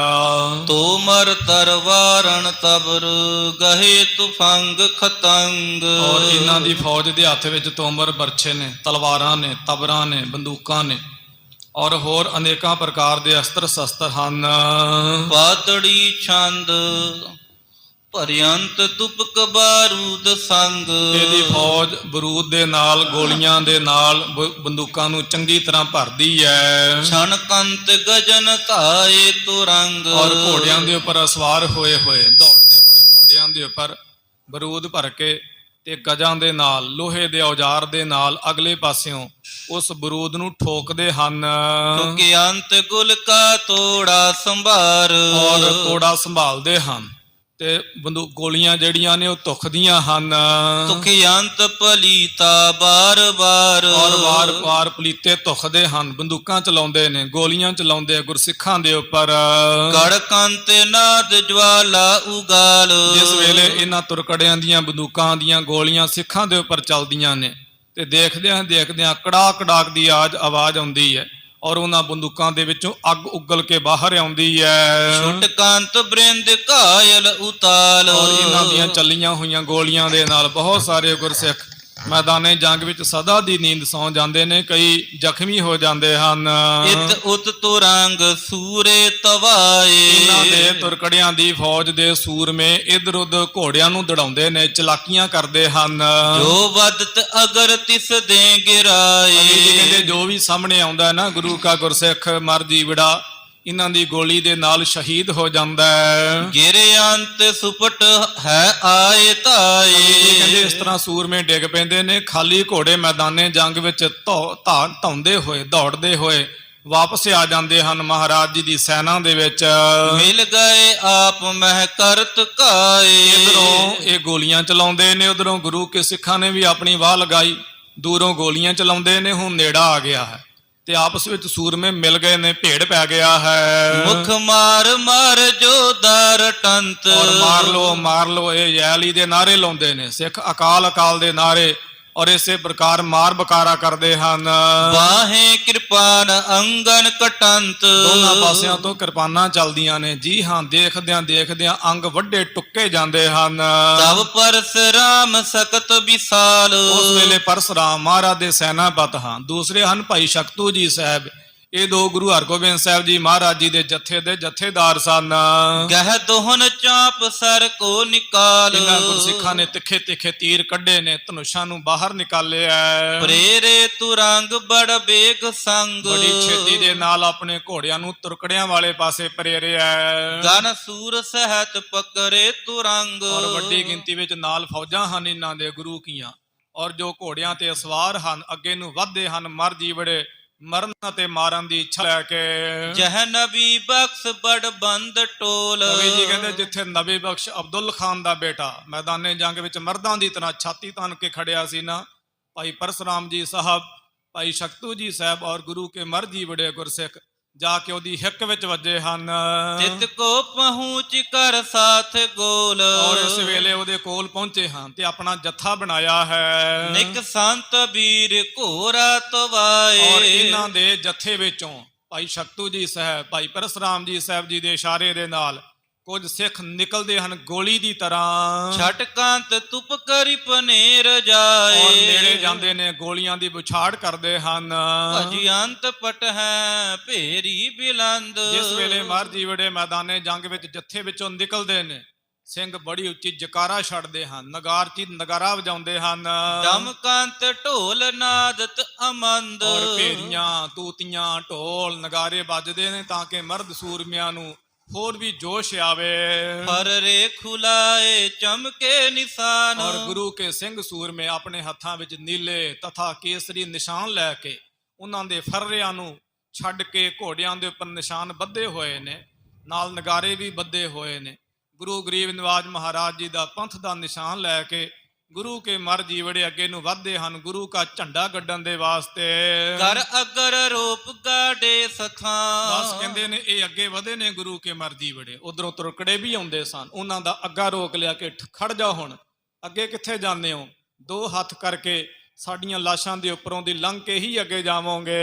ਸਲਕੈ ਤੁਫੰਗ ਛੂਟੀ ਵਿਸਾਰ। ਇਧਰੋਂ ਗੁਰੂ ਕੇ ਮਰਦ ਸੂਰਮੇ, ਉਧਰੋਂ ਤੁਰਕੜੇ, ਦੋਨੇ ਆਪਸ ਵਿੱਚ ਇਕੱਠੇ ਹੋਏ। ਜੀ ਹਾਂ, ਦੋਨਾਂ ਪਾਸਿਆਂ ਤੋਂ ਬੰਦੂਕਾਂ ਚੱਲੀਆਂ, ਮੁਕ ਸੀਸ ਫੋਰ ਗੇਰਤ ਉਤਾਲ। ਔਰ ਗੁਰੂ ਕੇ ਸਿੰਘਾਂ ਦੀਆਂ ਚੱਲੀਆਂ ਹੋਈਆਂ ਗੋਲੀਆਂ ਇਹਨਾਂ ਤੁਰਕੜਿਆਂ ਦੇ ਮੂੰਹ ਅਤੇ ਸਿਰ ਪਾੜ ਕੇ ਖਿਲਾਰ ਕੇ ਰੱਖ ਦਿੰਦੀਆਂ। ਗੁਰੂ ਮਹਾਰਾਜ ਜੀ ਦਾ ਵਚਨ ਸੀਗਾ ਕਿ ਮੇਰੇ ਇੱਕ ਵੀ ਸਿੰਘ ਦੀ ਗੋਲੀ ਜਿਹੜੀ ਹੈ ਉਹ ਵਿਅਰਥ ਨਹੀਂ ਜਾਵੇਗੀ। ਨਿਕਸਾਂ ਤਮੀਜ ਬਿਥਰੰਥ ਪਾਸ। ਔਰ ਦੇਖਦਿਆਂ ਹੀ ਦੇਖਦਿਆਂ ਗੁਰੂ ਕੇ ਗੁਰਸਿੱਖਾਂ ਦੀਆਂ ਚੱਲੀਆਂ ਹੋਈਆਂ ਗੋਲੀਆਂ ਇਹਨਾਂ ਤੁਰਕੜਿਆਂ ਦੇ ਸਿਰ ਵਿੱਚੋਂ ਮਿੱਝ ਕੱਢ ਕੇ ਰੱਖ ਦਿੰਦੀਆਂ ਹਨ। ਕਰ ਸੇਤ ਜੋ ਮੇਚਕ ਕੇਸ ਪਾਸ। ਕਵੀ ਜੀ ਕਹਿੰਦੇ ਗੁਰਸਿੱਖਾਂ ਦੀਆਂ ਚੱਲੀਆਂ ਹੋਈਆਂ ਗੋਲੀਆਂ ਉਹਨਾਂ ਦੇ ਸਿਰ ਵਿੱਚੋਂ ਚਿੱਟੇ ਰੰਗ ਦੀ ਮਿੱਝ ਕੱਢ ਕੇ ਰੱਖ ਦਿੰਦੀਆਂ ਨੇ। ਉਸ ਮਿੱਝ ਨਿਕਲੀ ਹੋਈ ਦਾ ਨਤੀਜਾ ਇਹ ਕਿ ਤੁਰਕੜਿਆਂ ਦੇ ਕਾਲੇ ਵਾਲ, ਇਹ ਤੁਰਕੜੇ ਜਿਹੜੇ ਨੇ ਵਾਲਾਂ ਨੂੰ ਇਹ ਰੰਗਿਆ ਕਰਦੇ ਹਨ, ਕਾਲੇ ਕਰਿਆ ਕਰਦੇ ਨੇ। ਇੱਥੋਂ ਹੀ ਭੈੜਾ ਰਿਵਾਜ ਕੁਝ ਗੁਰਸਿੱਖਾਂ ਵਿੱਚ ਆ ਗਿਆ ਹੈ। ਇਹ ਤੁਰਕੜੇ ਜਿਹੜੇ ਨੇ ਵਾਲਾਂ ਨੂੰ ਕਾਲੇ ਕਰਦੇ ਹਨ। ਇਹਨਾਂ ਦੇ ਜਿਹੜੇ ਕਾਲੇ ਕੇਸ ਨੇ, ਚਿੱਟੀ ਮਿੱਝ ਦੇ ਨਾਲ ਇਹਨਾਂ ਦੇ ਜੂੜੇ ਚਿੱਟੇ ਹੋ ਰਹੇ ਹਨ। ਮੁਖ ਲਗ ਹੈ ਦੰਤ ਕੋ ਤੋੜ ਦੇਤ। ਔਰ ਕਹਿੰਦੇ ਜਿਹਦੇ ਵੀ ਗੋਲੀ ਲੱਗਦੀ ਹੈ ਮੂੰਹ ਅਤੇ ਦੰਦ ਤੋੜ ਕੇ ਰੱਖ ਦਿੰਦੀ ਹੈ। ਕਹਿ ਆਖ ਫੂਟ ਥਿਰ ਜੰਗ ਖੇਤ। ਕਹਿੰਦੇ ਇਸ ਪ੍ਰਕਾਰ ਕਿਸੇ ਦੀ ਅੱਖ, ਕਿਸੇ ਦਾ ਮੂੰਹ, ਸਿਰ ਫਟ ਜਾਂਦਾ ਹੈ। ਮਿਲ ਗਏ ਸੂਰ ਪਰ ਘੋਰ ਸੋਰ। ਕਹਿੰਦੇ ਇਸ ਤਰ੍ਹਾਂ ਸੂਰਮੇ ਆਪਸ ਵਿੱਚ ਮਿਲ ਗਏ ਨੇ, ਭੇੜ ਮਚ ਗਿਆ ਹੈ, ਬੜਾ ਸ਼ੋਰ ਸ਼ਰਾਬਾ ਹੈ। ਕਰਤੇ ਪੁਕਾਰ ਰਿਪ ਤੋਰ ਫੋਰ। ਔਰ ਇਸ ਪ੍ਰਕਾਰ ਜਿਹੜੇ ਦੁਸ਼ਮਣ ਹਨ ਉਹ ਪੁਕਾਰਾਂ ਕਰਦੇ ਹਨ। ਕੋ ਸ਼ਰਮਤ ਪਏ ਖੜਗਣ ਪ੍ਰਹਾਰ। ਔਰ ਗੁਰਸਿੱਖਾਂ ਦਾ ਜੋਸ਼ ਵੇਖ ਕੇ ਅਤੇ ਹੋਸ਼ ਵੇਖ ਕੇ ਕੁਝ ਤੁਰਕੜੇ ਜਿਹੜੇ ਨੇ ਉਹ ਮੈਦਾਨੇ ਜੰਗ ਵਿੱਚ ਥੱਕ ਗਏ ਨੇ। ਥੱਕਦਾ ਆਦਮੀ ਉਦੋਂ ਹੈ ਜਦੋਂ ਉਤਸ਼ਾਹ ਨਾ ਰਹੇ। ਆਦਮੀ ਦੇ ਅੰਦਰ ਉਤਸ਼ਾਹ ਰਹੇ ਤੇ ਸਰੀਰ ਨੂੰ ਪਤਾ ਹੀ ਨਹੀਂ ਲੱਗਦਾ ਕਿ ਮੈਂ ਕਿੰਨਾ ਕੰਮ ਕਰ ਲਿਆ। ਆਪਣੀ ਪਾਇਆ, ਆਪਣੀ ਸ਼ਕਤੀ, ਆਪਣੀ ਹਸਤੀ, ਆਪਣੀ ਹੋਂਦ, ਆਪਣੇ ਵਜੂਦ ਤੋਂ ਵੱਧ ਮਨੁੱਖ ਕੰਮ ਕਰ ਜਾਂਦਾ। ਇਹਨਾਂ ਦੇ ਅੰਦਰ ਉਤਸ਼ਾਹ ਨਹੀਂ। ਉਤਸ਼ਾਹ ਨਾ ਹੋਣੇ ਦਾ ਨਤੀਜਾ ਇਹ ਥੱਕੇ ਹਾਰੇ ਹੰਬੇ ਹਨ। ਉਹ ਕਰ ਤਿਤਰਾਸ ਕੋ ਹਵੈ ਸੁਮਾਰ। ਔਰ ਕਹਿੰਦੇ ਇਸ ਪ੍ਰਕਾਰ ਕੁਝ ਜ਼ਖਮੀ ਹੋ ਰਹੇ ਨੇ ਔਰ ਕੁਝ ਡਰ ਗਏ ਹਨ ਜ਼ਖਮੀਆਂ ਤੇ ਮਰਦੇ ਹੋਏ ਮਰਦਾਂ ਨੂੰ ਦੇਖ ਕੇ। ਕਿਤ ਗਿਰੇ ਮ੍ਰਿਤਕ ਹਵੈ ਕਹਿ ਕੀ ਕਾਣ। ਕਹਿੰਦੇ ਇਸ ਪ੍ਰਕਾਰ ਕੁਝ ਕਸੂਰਮੇ ਜਿਹੜੇ ਨੇ ਮੈਦਾਨੇ ਜੰਗ ਵਿੱਚ ਡਿੱਗ ਗਏ ਨੇ, ਖਾਲੀ ਘੋੜੇ ਦੌੜਦੇ ਹਨ। ਤਰਫੰਤ ਕਿਤੇ ਨਾ ਨਿਕਸ ਪ੍ਰਾਣ। ਤੇ ਕਈ ਤੜਫਦੇ ਹਨ, ਖੁਦਾ ਦੇ ਕੋਲੋਂ ਮੌਤ ਮੰਗਦੇ ਨੇ, ਆ ਖੁਦਾ ਮੌਤ ਤਾਂ ਦੇ ਦੇ, ਪਰ ਮੌਤ ਵੀ ਨਹੀਂ ਮਿਲਦੀ ਉਹਨਾਂ ਪਾਪੀਆਂ ਨੂੰ। ਬਲਵੰਤ ਵੀਰ ਕਰ ਰੁੰਡ ਮੁੰਡ। ਕਹਿੰਦੇ ਗਰੀਬ ਨਿਵਾਜ ਮਹਾਰਾਜ ਜੀ ਦੇ ਬਲ ਵਾਲੇ ਸੂਰਮਿਆਂ ਨੇ ਰੁੰਡ ਮੁੰਡ ਕਰਕੇ ਰੱਖ ਦਿੱਤੀ ਹੈ। ਪਰ ਚੰਡ ਜੁੱਧ ਗਿਰ ਖੰਡ ਖੰਡ। ਕਹਿੰਦੇ ਟੁਕੜੇ ਟੁਕੜੇ ਕਰਕੇ ਰੱਖ ਦਿੱਤੇ ਗੁਰਸਿੱਖਾਂ ਨੇ ਇਹਨਾਂ ਤੁਰਕੜਿਆਂ ਦੇ ਸਰੀਰਾਂ ਦੇ। ਖਿਚਿਆੰਤ ਪਕਰ ਆਤਰੈ ਗੁਮਾਏ। ਕਹਿੰਦੇ ਇਸ ਤਰ੍ਹਾਂ ਗਿੱਦੜ ਜਿਹੜੇ ਨੇ ਜੰਗਲੀ ਉਹ ਆਉਂਦੇ ਨੇ ਤੇ ਮਰਦ ਸੂਰਮਿਆਂ ਦੀਆਂ ਆਂਦਰਾਂ ਨੂੰ ਖਿੱਚ ਖਿੱਚ ਕੇ ਨੋਚ ਨੋਚ ਕੇ ਮਾਸ ਖਾਂਦੇ ਹਨ। ਵੜ ਆਏ ਜੋਗਣੀ ਧਾਏ ਧਾਏ। ਔਰ ਧਾ ਧਾ ਕੇ ਦੌੜ ਦੌੜ ਕੇ ਜੋਗਣੀਆਂ ਆਉਂਦੀਆਂ ਹਨ, ਖੱਪਰ ਭਰ ਭਰ ਕੇ ਲਹੂ ਪੀਂਦੀਆਂ ਹਨ। ਭਰਿਆੰਤ ਖੱਪਰ ਸ੍ਰੋਣੰਤ ਪਾਨ। ਔਰ ਮਰਦਾਂ ਦਾ ਖਾਲੀ ਹੋਇਆ ਹੋਇਆ ਖੱਪੜ ਖੋਪੜਾ ਸਿਰ ਦਾ, ਉਹ ਖੋਪੜੇ ਦਾ ਬਾਟਾ ਬਣਾ ਕੇ, ਲੋਟਾ ਬਣਾ ਕੇ ਤੇ ਉਹ ਖੂਨ ਪੀਂਦੀਆਂ ਹਨ। ਸਿਰ ਖਿੰਡੇ ਬਾਰੀ ਕਰਨਾ ਚਿਗਾ। ਔਰ ਉਹ ਜੋਗਣੀਆਂ, ਭੂਤ, ਪ੍ਰੇਤਾਂ, ਚੜੇਲਾਂ ਮੈਦਾਨੇ ਜੰਗ ਵਿੱਚ ਨੱਚਦੀਆਂ ਨੇ। ਮੈਦਾਨੇ ਜੰਗ ਹੋਰ ਵੀ ਦਰਦਨਾਕ ਹੈ। ਨੱਚਦੀਆਂ ਟੱਪਦੀਆਂ, ਸਿਰ ਦੇ ਵਾਲ ਭੂਰੇ, ਲੰਮੇ ਦੰਦ, ਕਾਲਾ ਮੂੰਹ ਔਰ ਲੰਮੀਆਂ ਗਰਦਨਾਂ, ਤਿੱਖੇ ਨੋਹ ਉਹਨਾਂ ਦੇ ਬੜੇ ਭਿਆਨਕ ਹਨ। ਉਹ ਭੂਤ ਪ੍ਰੇਤ ਬੋਲੇ ਔਰ ਬਕਾਰ। ਕਹਿੰਦੇ ਉੱਥੇ ਨੇ ਮਾਰ ਬਕਾਰਾ ਕਰਦੇ ਨੇ, ਭੂਤ ਪ੍ਰੇਲਾਂ ਪ੍ਰੇਤਾਂ ਚੜੇਲਾਂ ਮੁਰਦਾਰਾਂ ਨੂੰ ਵੇਖ ਕੇ ਨੱਚਦੀਆਂ ਖੁਸ਼ ਹੁੰਦੀਆਂ ਹਨ। ਕਰ ਲਹੂ ਪਾਣ ਲੈ ਤੇ ਡਕਾਰ। ਔਰ ਲਹੂ ਪੀ ਕੇ ਪ੍ਰੇਤ ਜਿਹੜੇ ਨੇ ਉੱਚੀ ਉੱਚੀ ਡਕਾਰ ਲੈਂਦੇ ਹਨ। ਗਣ ਕੰਕ ਨਾਦ ਚਾਵੜ ਚਿੰਕਾਰ। ਕਹਿੰਦੇ ਇਸ ਪ੍ਰਕਾਰ, ਦੁਬਾਰਾ ਪੜਿਓ ਸਿੰਘ ਸਾਹਿਬ ਜੀ। ਗਣ ਕੰਕ ਨਾਦ ਚਾਵੜ ਚਿੰਕਾਰ। ਔਰ ਕਹਿੰਦੇ ਇਸੇ ਪ੍ਰਕਾਰ ਉੱਚੀ ਉੱਚੀ ਜਿਹੜੇ ਕਾਂਕ ਹਨ, ਚਿੱਟੀਆਂ ਗਿਰਜਾਂ ਹਨ, ਉਹ ਨੱਚਦੀਆਂ ਹਨ। ਔਰ ਜਿਹੜੀਆਂ ਕਾਲੀਆਂ ਗਿਰਜਾਂ ਹਨ, ਕਾਲੀਆਂ ਇੱਲਾਂ ਹਨ, ਉਹਨਾਂ ਦੀ ਵੀ ਆਵਾਜ਼ ਬੜੀ ਭਿਆਨਕ ਹੈ। ਜੋ ਮਾਂਸਾਹਾਰ ਦੀ ਸ਼ੌਕੀਨ ਹਨ, ਬਾਣੀ ਚਾਹੁੰਦਾ ਨਾ ਜਿੱਠਾ ਡਿੱਠਾ ਮਿਰਤਕੋ ਇੱਲ ਬਹਿਠੀ ਆਏ। ਇਹ ਮਿਰਤਕ ਸਰੀਰ ਵੇਖ ਕੇ ਚਿੱਟੀਆਂ ਤੇ ਕਾਲੀਆਂ ਗਿਰਜਾਂ ਇੱਲਾਂ ਜਿਹੜੀਆਂ ਹਨ ਆ ਰਹੀਆਂ ਹਨ। ਵੱਡ ਭੀਮ ਕਾਕ ਕਾਂ ਕਾਂ ਪੁਕਾਰ। ਔਰ ਬੜੇ ਭਿਆਨਕ ਜਿਹੜੇ ਕਾਂ ਹਨ, ਕਾਂ ਵੀ ਮਾਂਸਾਹਾਰੀ ਹੁੰਦੇ ਹਨ, ਕਾਂ ਕਾਂ ਦੀ ਆਵਾਜ਼ ਕਰਦੇ ਹਨ। ਹੈ ਤਰੈ ਗਏ ਦਬ ਸੂਰ ਸੋਏ। ਕਹਿੰਦੇ ਇਸ ਪ੍ਰਕਾਰ ਬਹੁਤ ਸਾਰੇ ਸੂਰਮੇ ਘੋੜਿਆਂ ਤੋਂ ਥੱਲੇ ਡਿੱਗ ਗਏ ਹਨ। ਹਾਂ ਕਰਤ ਅਪਰ ਕਰ ਰਛ ਜੋਏ। ਔਰ ਇਸ ਪ੍ਰਕਾਰ ਕੁਝ ਸੂਰਮੇ ਉੱਚੀ ਉੱਚੀ ਆਵਾਜ਼ਾਂ ਦਿੰਦੇ ਨੇ ਕਿ ਜੀ ਹਾਂ ਮਰਦੋ, ਜਵਾਨੋ, ਭਰਾਵੋ, ਬਰਾਦਰੀ ਵਾਲਿਓ, ਕੋਈ ਤਾਂ ਰੱਖਿਆ ਕਰੋ। ਇੱਕ ਵਾਰ ਬਚਾ ਕੇ ਸਾਡੇ ਖੈਮਿਆਂ ਤੱਕ, ਸਾਡੇ ਤੰਬੂ ਅਤੇ ਸਾਡੀਆਂ ਕਨਾਤਾਂ ਤੱਕ, ਸਾਡੇ ਕੈਂਪਾਂ ਤੱਕ ਲੈ ਜਾਓ। ਪਰ ਹੁਣ ਕੌਣ? ਐਸੇ ਜ਼ਮਾਨੇ ਵਿੱਚ ਤੇ ਮਾਵਾਂ ਪੁੱਤ ਨਹੀਂ ਸੰਭਾਲਦੀਆਂ, ਇਹਨਾਂ ਨੂੰ ਕੌਣ ਦੇਖੇ ਹੁਣ? ਮੋਰ ਆਪ ਮੋਰ ਤੇ ਮਰਤ ਘੋਰ। ਕਹਿੰਦੇ ਇਸ ਪ੍ਰਕਾਰ ਕੁਝ ਜਿਹੜੇ ਬਹਾਦਰ ਸੂਰਮੇ ਨੇ ਘੋੜਿਆਂ ਦੇ ਥੱਲੇ ਆਏ ਹਨ, ਤੇ ਘੋੜਿਆਂ ਦੇ ਥੱਲੋਂ ਨਿਕਲਣ ਦੇ ਵਾਸਤੇ ਜਦੋਂ ਜ਼ੋਰ ਲਗਾਉਂਦੇ ਹਨ, ਉਸ ਤਾਣ ਵਿੱਚੋਂ, ਉਸ ਜ਼ੋਰ ਵਿੱਚੋਂ ਹੀ ਉਹਨਾਂ ਦੇ ਸਾਹ ਨਿਕਲ ਜਾਂਦੇ ਹਨ। ਭਾ ਤੁਮਲ ਜੁਧ ਬੜ ਮਾਚ ਸੋਰ। ਕਵੀ ਜੀ ਕਹਿੰਦੇ ਕਹਿਣ ਦੀ ਗੱਲ ਕੀ ਕਿ ਬੜਾ ਤੁੰਬਲ, ਬੜਾ ਭਿਆਨਕ ਉੱਥੇ ਯੁੱਧ ਮਚਿਆ ਹੋਇਆ, ਹੱਥਾ ਹੱਥੀ ਦਾ ਯੁੱਧ। ਇਹ ਸਾਧ ਸੰਗਤ ਜੀ ਰੌਦਰ ਰਸ ਹੈ। ਗੁਰੂ ਦਸਵੇਂ ਪਾਤਸ਼ਾਹ ਮਹਾਰਾਜ ਜੀ ਨੇ ਐਸੇ ਰਸ ਨੂੰ ਆਪਣੀ ਅੰਮ੍ਰਿਤਮਈ ਬਾਣੀ ਸ੍ਰੀ ਦਸਵੇਂ ਮਹਾਰਾਜ ਜੀ ਦੀ ਬਾਣੀ ਵਿੱਚ ਅਨੰਤ ਵਾਰ ਜ਼ਿਕਰ ਕੀਤਾ ਹੈ। ਔਰ ਐਸਾ ਨਜ਼ਾਰਾ ਜਿਹੜਾ ਹੈ ਸਾਧ ਸੰਗਤ ਜੀ, ਐਸਾ ਮੰਜ਼ਰ ਜੋ ਹੈ, ਉਹਦੇ ਵਿੱਚੋਂ ਇਹ ਰੌਦਰ ਰਸ ਉਤਪੰਨ ਹੁੰਦਾ ਹੈ। ਇਹ ਮਹਾਕਵੀ, ਕਵੀਆਂ ਦੇ ਸਰਤਾਜ ਕਵੀ, ਦਰਗਾਹੀ ਕਵੀ, ਸ਼੍ਰੀ ਕਵੀ ਭਾਈ ਸਾਹਿਬ, ਭਾਈ ਸੰਤੋਖ ਸਿੰਘ ਸਾਹਿਬ ਜੀ ਨੇ ਦੱਸਿਆ। ਕਹਿੰਦੇ ਇਸ ਪ੍ਰਕਾਰ ਉਸ ਖੂਨੀ ਮੰਜ਼ਰ ਨੂੰ, ਉਸ ਦ੍ਰਿਸ਼ ਨੂੰ, ਉਸ ਨਜ਼ਰ ਨੂੰ, ਉਸ ਨਜ਼ਾਰੇ ਨੂੰ ਮੈਂ ਕਿਵੇਂ ਬਿਆਨ ਕਰਾਂ? ਉਹ ਸ਼ਬਦਾਂ ਵਿੱਚ ਬਿਆਨ ਨਹੀਂ ਹੁੰਦਾ, ਉਹ ਤਾਂ ਦੇਖਾ ਹੀ ਪ੍ਰਮਾਣ ਹੈ ਭਾਈ। ਜਹ ਨਬੀ ਬਖਸ਼ ਤੈ ਅਗਰ ਸੂਰ। ਕਵੀ ਜੀ ਕਹਿੰਦੇ ਜਿੱਥੇ ਤੱਕ ਨਬੀ ਬਖਸ਼ ਬੈਠਾ ਹੋਇਆ ਸੀ ਨਾ, ਹਾਕਮ ਦਾ ਪੁੱਤ, ਸਕਾ ਪੁੱਤ ਇਹਦਾ ਵੱਡਾ, ਜੇਠਾ ਪੁੱਤ, ਉੱਥੇ ਤੱਕ ਗੁਰੂ ਗਰੀਬ ਨਵਾਜ ਮਹਾਰਾਜ ਜੀ ਦੇ ਸਿੰਘ ਮਾਰ ਬਕਾਰਾ ਕਰਦੇ ਹੋਏ ਪਹੁੰਚ ਚੁੱਕੇ ਹਨ। ਲਰੇ ਮਰੇ ਗਿਰ ਪਰਤ ਧੂਰ। ਹਾਂ, ਕਹਿੰਦੇ ਇਸ ਤਰ੍ਹਾਂ ਬਹੁਤ ਸਾਰੇ ਸੂਰਮੇ ਮੈਦਾਨੇ ਜੰਗ ਵਿੱਚ ਮਰ ਗਏ ਜੀ, ਧੂੜ ਵਿੱਚ ਮਿਲ ਗਏ ਹਨ। ਤਬ ਪਰਸਰਾਮ ਸਕਤੂ ਮਹਾ। ਉਸ ਵੇਲੇ ਭਾਈ ਪਰਸਰਾਮ ਜੀ ਸਾਹਿਬ, ਭਾਈ ਸ਼ਕਤੂ ਜੀ ਸਾਹਿਬ, ਗੁਰੂ ਕੇ ਜਥੇ ਦੇ ਜਥੇਦਾਰ, ਪਟ ਤੋਂ ਚਾਪ ਕੋ ਤਾਨ ਤਾਨ। ਇਹਨਾਂ ਮਰਦ ਜੋ ਸੂਰਮਿਆਂ ਨੇ ਕੀ ਕੀਤਾ ਵੀ ਤਿੱਖੇ ਤਿੱਖੇ ਤੀਰ ਜਿਹੜੇ ਨਾ ਕੱਢ ਕੇ ਆਪਣੇ ਪੱਥਿਆਂ ਵਿੱਚੋਂ ਇਹਨਾਂ ਦੇ ਤਾਈਂ ਤੀਰਾਂ ਦਾ ਪ੍ਰਸ਼ਾਦ ਵਰਤਾਇਆ। ਸਰ ਸਰਪ ਸੋ ਸਮਸਰ ਮਾਰ ਮਾਰ। ਕਵੀ ਜੀ ਕਹਿੰਦੇ ਇਹਨਾਂ ਦੇ ਤੀਰ ਜਿਹੜੇ ਨੇ ਸੱਪ ਦੀ ਤਰ੍ਹਾਂ ਹਨ ਤੇ ਛੂਕਦੇ ਜਾਂਦੇ ਹਨ। ਚਲ ਜਾਤ ਸਮੁਕਤਾ ਕੇ ਜੁਝਾਰ। ਔਰ ਕਹਿੰਦੇ ਇਹਨਾਂ ਦੇ ਚੱਲੇ ਹੋਏ ਜਿਹੜੇ ਤੀਰ ਨੇ, ਇਹ ਨਬੀ ਬਖਸ਼ ਦੇ ਸਾਹਮਣੇ ਤੱਕ ਜਿਹੜੇ ਸੂਰਮੇ ਖੜੇ ਨੇ ਨਾ, ਉਹਦੇ ਅੰਗ ਰੱਖਿਅਕ ਜੁਝਾਰੂ ਲੋਕ, ਉਹਨਾਂ ਤੱਕ ਨੂੰ ਜਾ ਕੇ ਵਿੰਨ ਕੇ ਰੱਖ ਦਿੱਤਾ। ਹਿਮ ਮਚੀ ਲੋਹ ਕੀ ਮਾਰ ਪੂਰ। ਕਵੀ ਜੀ ਕਹਿੰਦੇ ਇਸ ਤਰ੍ਹਾਂ ਲੋਹੇ ਦੀ, ਲੋਹੇ ਉੱਪਰ ਬਹੁਤ ਵੱਡੀ ਭਾਰੀ ਮਾਰ ਮਚੀ, ਭਾਵ ਸ਼ਸਤਰ ਤੇ ਸ਼ਸਤਰ ਵੱਜਿਆ। ਬਹਿ ਚਲਿਓ ਸ੍ਰੋਣ ਗਈ ਲੋਥ ਪੂਰ। ਔਰ ਕਹਿੰਦੇ ਇਸ ਪ੍ਰਕਾਰ ਬੜਾ ਭਾਰੀ ਸ੍ਰੋਣ ਖੂਨ ਚੱਲਿਆ ਹੋਇਆ, ਤੇ ਲੋਥਾਂ ਜਿਹੜੀਆਂ ਨੇ ਖੂਨ ਦੇ ਨਾਲ ਲੋਥ ਪੋਥ ਹੋਈਆਂ ਹਨ। ਤਬ ਤੁਰਕ ਤਰਾਸ ਕੋ ਧਾਰ ਭਾਗ। ਇਸ ਵੇਲੇ ਗੁਰਸਿੱਖਾਂ ਨੇ ਐਸੀ ਗਜ਼ਬ ਦੀ ਮਾਰ ਮਚਾਈ ਹੈ ਨਾ ਤੁਰਕੜਿਆਂ ਦੇ ਉੱਪਰ ਤੇ ਮੁਗਲਾਂ ਦੇ ਉੱਪਰ, ਉਸ ਵੇਲੇ ਡਰ ਗਏ, ਤਰਾ ਤਰਾ ਕਰ ਉੱਠੇ ਹਨ। ਨਹਿ ਜਮੇ ਪਾਏ ਬੜ ਸ਼ਸਤਰ ਲਾਗ। ਇਹ ਬੜੇ ਸਾਧ ਸੰਗਤ ਜੀ ਉਛਲ ਕੇ ਆਏ ਸਨ, ਪਰ ਗਰੀਬ ਨਿਵਾਜ ਮਹਾਰਾਜ ਜੀ ਦੇ ਗੁਰਸਿੱਖਾਂ ਦੇ ਸਾਹਮਣੇ ਨਹਿ ਜਮੇ ਪਾਏ, ਇਹਨਾਂ ਦੇ ਪੈਰ ਨਹੀਂ ਜੰਮੇ ਹਨ, ਪੈਰ ਥੜ ਗਏ ਹਨ। ਗੁਰ ਵੀਰ ਏਕ 10 ਤੁਰਕ ਸੰਗ। ਕਵੀ ਜੀ ਕਹਿੰਦੇ ਮਹਾਰਾਜ ਜੀ ਦਾ ਇੱਕ ਸੂਰਮਾ ਜਿਹੜਾ ਹੈ, ਉਹ 10-10 ਤੁਰਕੜਿਆਂ ਦੇ ਨਾਲ ਕਰ ਕਰ ਪ੍ਰਹਾਰ ਮਰ ਮਾਰ ਜੰਗ। ਔਰ 10-10 ਤੁਰਕੜਿਆਂ ਦੇ ਨਾਲ ਉਹ ਜੂਝਦਾ। ਇੱਕ ਵਾਰ ਪੰਜਾਬ ਦੇ ਕਿਸੇ ਕਸਬੇ ਦੇ ਵਿੱਚ ਕਿਸੇ ਸਿੰਘ ਦੀ ਲੜਾਈ ਹੋਈ 300 ਮੋਨੇ ਵਿਅਕਤੀਆਂ ਦੇ ਨਾਲ। ਦਾਸ ਨੇ ਇਹ ਦ੍ਰਿਸ਼ ਨੇਤਰਾਂ ਦੇ ਨਾਲ ਤੱਕਿਆ ਸੀ। ਮੈਂ ਬੱਸ ਵਿੱਚ ਬੈਠਾ ਸੀ, ਕਿਤੇ ਕਥਾ ਕਰਨ ਜਾਂਦਾ ਸੀ। ਕਿਸੇ ਬੱਸ ਅੱਡੇ ਦੀ ਗੱਲ ਹੈ, ਨਾਮ ਲੈਣਾ ਉਸ ਕਸਬੇ ਦਾ ਠੀਕ ਨਹੀਂ, ਪਤਾ ਨਹੀਂ ਸੋ ਇਹਦਾ ਕੀ ਅਸਰ ਹੋਵੇ। ਪੁਰਾਣੀ ਗੱਲ ਹੈ, ਘੱਟੋ ਘੱਟ 12-13 ਇਸ ਤਰ੍ਹਾਂ ਕੁਝ ਸਾਲ ਹੋ ਗਏ ਹੋਣਗੇ। ਉਹ 3 ਸਨ ਮੋਨੇ ਕੋਨੇ, ਸ਼ਾਇਦ ਨਸ਼ੇੜੀ ਸਨ, ਵਾਹਿਗੁਰੂ ਜਾਣੇ ਕੀ ਗੱਲ ਸੀ, ਪਰ ਗੱਲ ਕੋਈ ਅਣਖ ਵਾਲੀ ਹੀ ਲੱਗਦੀ ਸੀ ਦੇਖਣ ਤੋਂ। ਉਹ 3 ਸਿੰਘ ਇੱਕ ਸਿੰਘ ਇੱਕ ਦੇ ਚਪੇੜ ਮਾਰੇ, ਉਹ ਡਿੱਗੇ, ਦੂਜੇ ਦੇ ਮਾਰੇ ਉਹ ਡਿੱਗੇ, ਤੀਜੇ ਦੇ ਮਾਰੇ ਉਹ ਡਿੱਗੇ। ਇਹ ਨਜ਼ਾਰਾ ਮੈਂ ਨੇਤਰਾਂ ਨਾਲ ਤੱਕਿਆ। ਅੱਜ ਮੈਨੂੰ ਇਹ ਕਥਾ ਪੜ੍ਹ ਕੇ ਤੇ ਉਹ ਸਿੰਘ ਦੀ ਯਾਦ ਆਈ। ਤਾਂ ਇਸੇ ਪ੍ਰਕਾਰ ਇੱਕ ਸਿੰਘ ਜਿਹੜਾ ਹੈ ਉਹ 10-10 ਦੇ ਨਾਲ ਜੂਝਦਾ ਹੈ। ਤੁਸੀਂ ਕਹੋਗੇ ਕਿੱਦਾਂ? ਕਦੇ ਤੁਸੀਂ ਗੱਤਕੇ ਦੇ ਜੌਹਰ ਦੇਖੋ ਖਾਲਸਾ ਜੀ, ਤੇ ਇਹ ਨਜ਼ਾਰਾ ਗੁਰੂ ਕੇ ਸਿੰਘ ਨੇਤਰਾਂ ਦੇ ਨਾਲ ਸਾਨੂੰ ਅੱਜ ਵੀ ਦਿਖਾਉਂਦੇ ਹਾਂ।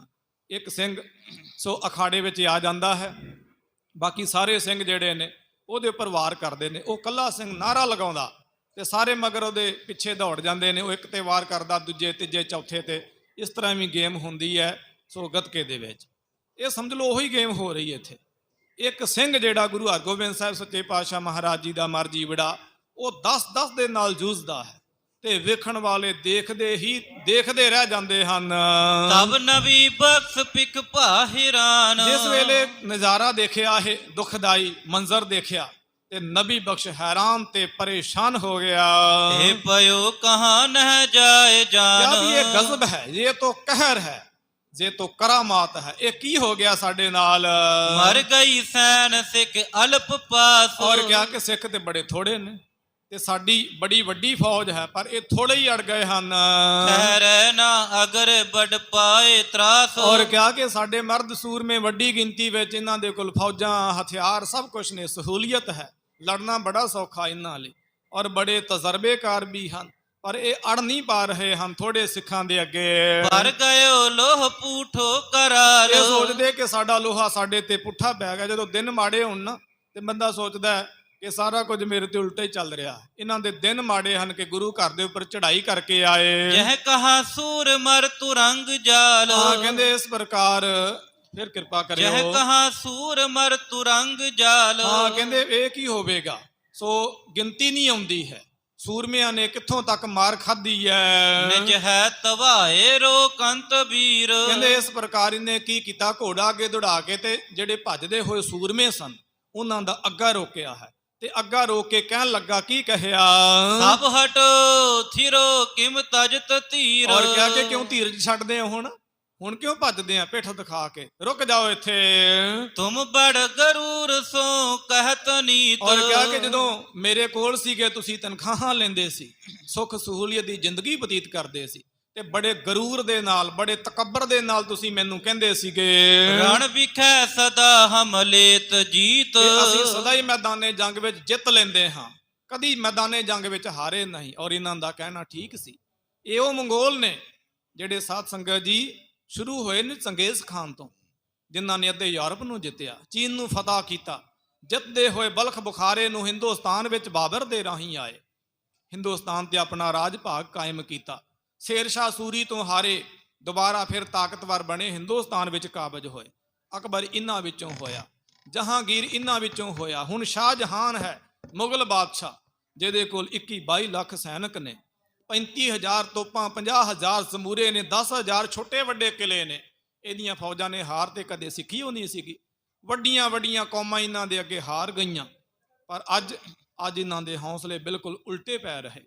ਤੇ ਇਹਨਾਂ ਦਾ ਸੈਨਾਪਤ ਕਹਿੰਦਾ ਕਿ ਤੁਸੀਂ ਤੇ ਕਹਿੰਦੇ ਸੀ ਬੜੇ ਗਰੂਰ ਦੇ ਨਾਲ ਕਿ ਅਸੀਂ ਹਮੇਸ਼ਾ ਤੋਂ ਜਿੱਤਦੇ ਹਾਂ, ਤੇ ਜਿੱਤ ਸਾਡਾ ਸੋ ਫਿਤਰਤ ਬਣ ਚੁੱਕੀ, ਸੁਭਾਅ ਬਣ ਚੁੱਕਿਆ ਹੈ। ਅਬ ਅਲਪ ਸਿੱਖ ਨ ਇਲਮ ਜਾਨ। ਔਰ ਕਿਹਾ ਕਿ ਥੋੜੇ ਜਿਹੇ ਸਿੱਖ ਨੇ, ਅਲਪ ਜੇ, ਔਰ ਜਿਹੜੇ ਕਿਸੇ ਪ੍ਰਕਾਰ ਦਾ ਕੋਈ ਇਲਮ ਨਹੀਂ ਜਾਣਦੇ ਹਨ। ਨਹਿ ਸ਼ਸਤਰ ਬੰਧਰੇ ਮਹਿ ਸੁਜਾਨ। ਹੋਰ ਤਾਂ ਹੋਰ ਸ਼ਸਤਰ ਨਹੀਂ ਬੰਨਣੇ ਆਉਂਦੇ ਇਹਨਾਂ ਨੂੰ ਤੇ ਕਿਰਪਾਨਾਂ ਸਜਾਉਣੀਆਂ ਪਾਉਣੀਆਂ ਨਹੀਂ ਆਉਂਦੀਆਂ ਹਨ। ਤਿਨ ਪਾਸ ਤੇ ਸਿਓ ਤੁਮ ਤਰਾਸ ਧਾਰ। ਔਰ ਕਿਹਾ ਕਿ ਇਹਨਾਂ ਥੋੜੇ ਜੇ ਗਵਾਰ ਸਿੱਖਾਂ ਦੇ ਕੋਲੋਂ ਕਿਉਂ ਤੁਸੀਂ ਡਰ ਗਏ ਆ? ਕਿਨ ਤੇ ਭਜੇ ਜਿਨ ਕਹਿ ਗਵਾਰ। ਜਿਨ੍ਹਾਂ ਨੂੰ ਤੁਸੀਂ ਗਵਾਰ ਕਹਿੰਦੇ ਸੀ ਉਹਨਾਂ ਤੇ ਕਿਉਂ ਭੱਜ ਰਹੇ ਆ ਭਾਈ? ਹੁਣ ਜੀਅਤ ਸਭਾ ਮੈਂ ਕਹੋ ਕਾਹੇ। ਜੇ ਤੁਸੀਂ ਜਿੰਦੇ ਵਾਪਸ ਚਲੇ ਗਏ ਤੇ ਆਪਣੀ ਬਰਾਦਰੀ ਵਿੱਚ, ਸਭਾ ਵਿੱਚ ਕੀ ਮੂੰਹ ਦਿਖਾਓਗੇ? ਹਮ ਬਚੇ ਪਾਜ ਤੇ ਲਰਹ ਨਾਹੇ। ਔਰ ਕਿਹਾ ਕਿ ਕੀ ਕਹੋਗੇ?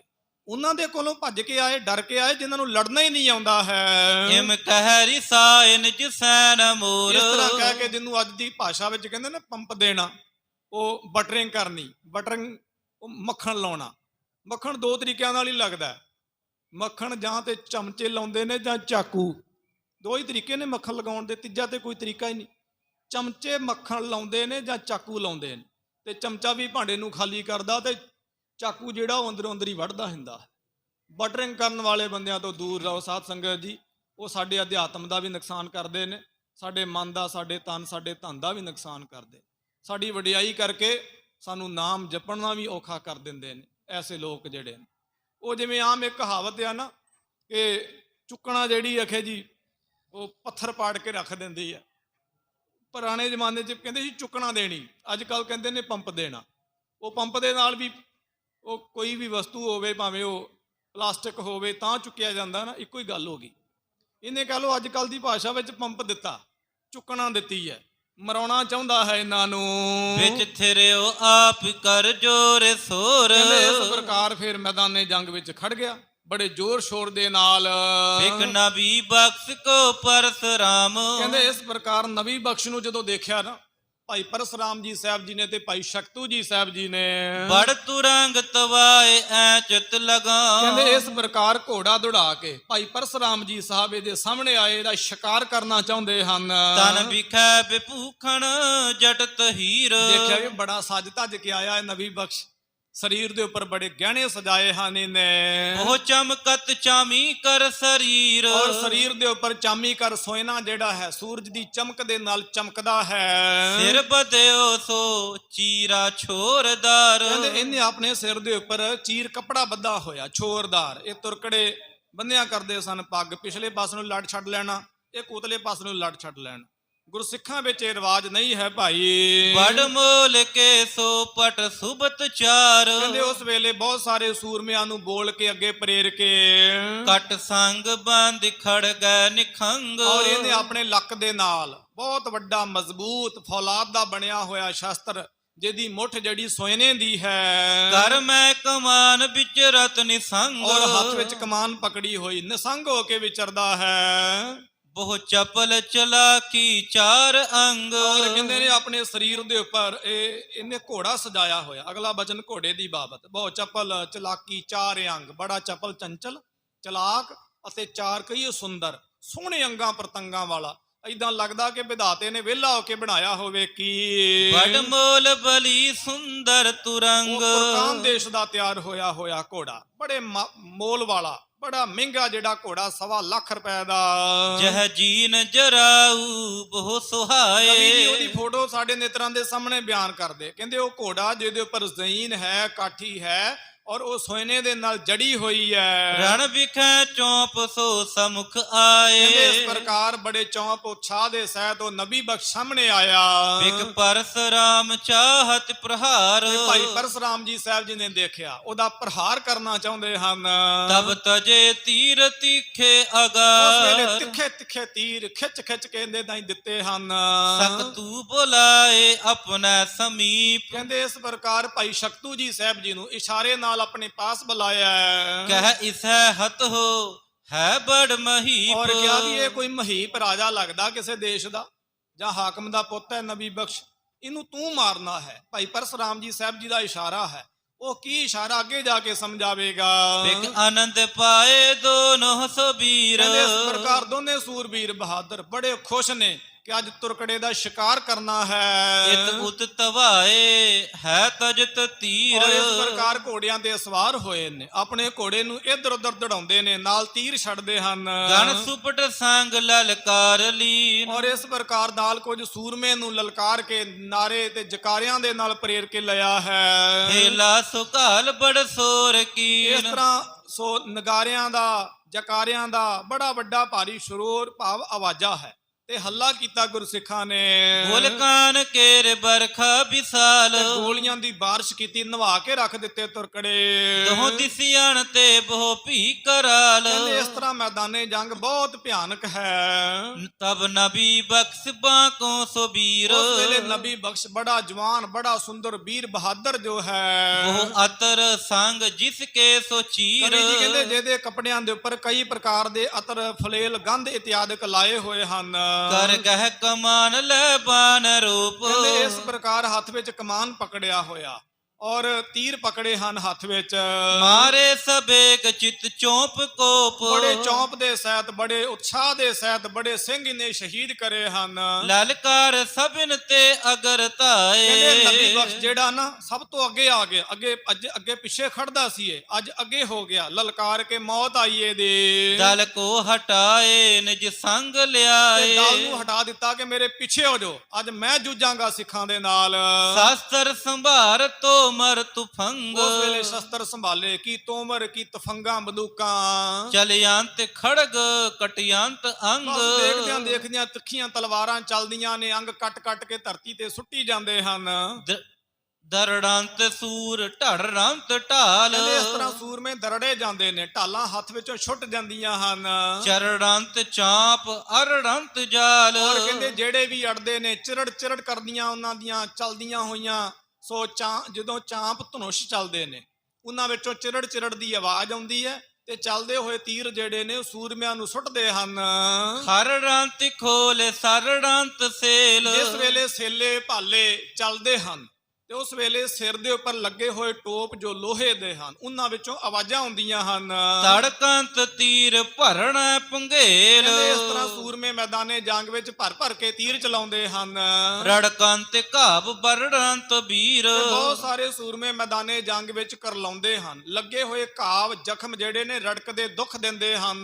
ਥਿਰਕੰਤ ਥਕਤ ਥਰਕੰਤ ਭੀਰ। ਕਹਿੰਦੇ ਇਸ ਤਰ੍ਹਾਂ ਮੈਦਾਨੇ ਜੰਗ ਵਿੱਚ ਜਿਹੜੇ ਭੀਰ ਡਰਪੋਕ ਕਾਇਰ ਹਨ ਉਹ ਥੱਕੇ ਹੋਏ ਨੇ ਕਿਉਂਕਿ ਨਿਰ ਉਤਸ਼ਾਹ ਹਨ ਔਰ ਥੜਕਦੇ ਹਨ, ਮੈਦਾਨੇ ਜੰਗ ਵਿੱਚੋਂ ਪਿੱਛੇ ਹਟਦੇ ਹਨ।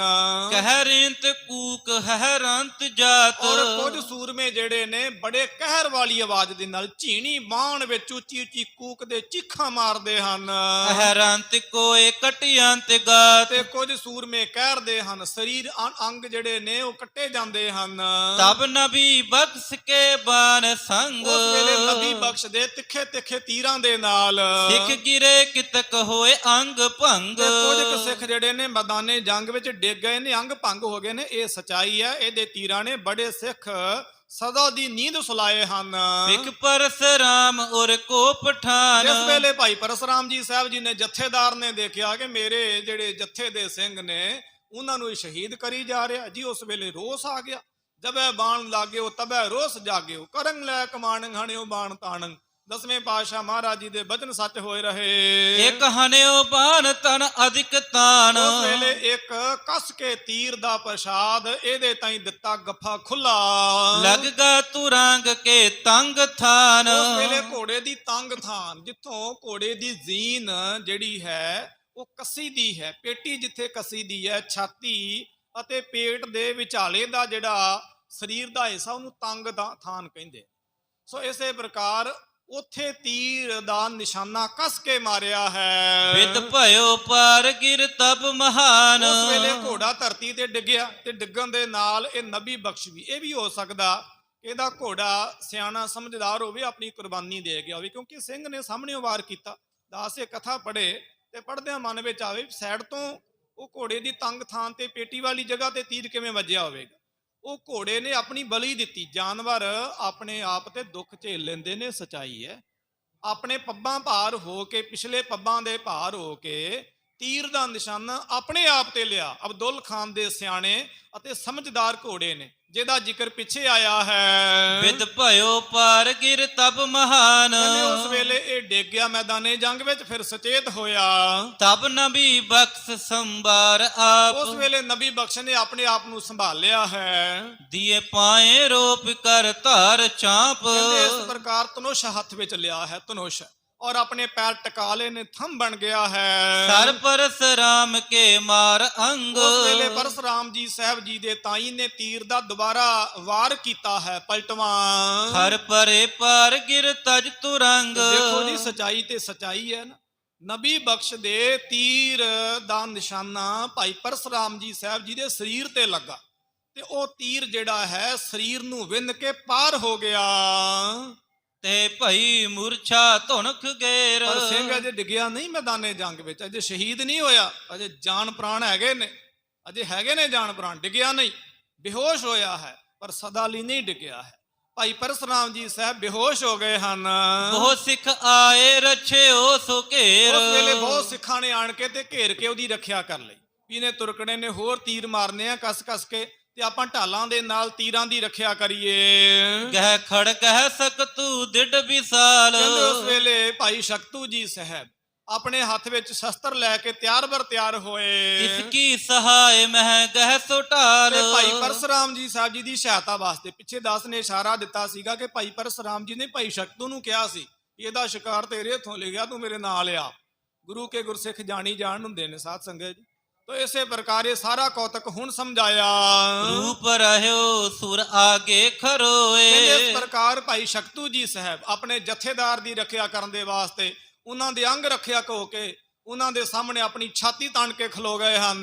उत परे तुरक गन की नटोए। इस प्रकार उधरों तुरकड़े जेड़े ने हल्ला बोल के पै गए ने कि एक जथेदार शहीद हो गया, शायद जां बेहोश हो गया, ਹੁਣ ਇਹਨਾਂ ਦਾ ਮਨੋਬਲ ਡਿੱਗ ਜਾਵੇਗਾ, ਆਓ ਆਪਾਂ ਹੱਲਾ ਕਰੀਏ।